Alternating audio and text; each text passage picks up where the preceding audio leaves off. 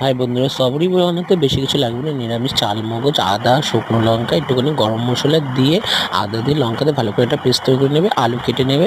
আলুগুলি কাটা হয়ে গেলে দেখো এখানে আমরা মশলাটা মানে পেস্টটা রেডি হয়ে গেছে আমাদের। এখানে সবরিগুলি সেদ্ধ করে নেবে ভালোভাবে। নিয়ে এক করে আমি আজকে পুরো রান্নাটাই ঘিতে করবো। ঘি দিয়ে ভালো করে গরম করে নেবে।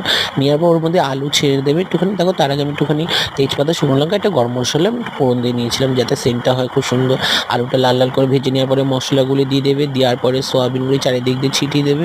দেওয়ার পরে ভালো করে কষি নিয়ে ভালো করে এক বাটি জল দিয়ে দেওয়ার পরে আমাদের সোয়াবুড়ি রেডি হয়ে যাবে, নিরামিষ সোয়াবুড়ি। এটি খেতে খুব টেস্টি বন্ধুরা। তোমরা একবার প্লিজ বাড়িতে করে রিভিউটা দিও আমাকে প্লিজ। টাটা, ভালো থাকবে, ভালো রাখবে। আর প্লিজ লাইক কমেন্ট একটুখানি শেয়ার করো, একটুখানি লাইক করো, আমার চ্যানেলটা একটু সাবস্ক্রাইব করে দাও। টাটা, ভালো থাকবে, ভালো রাখবে।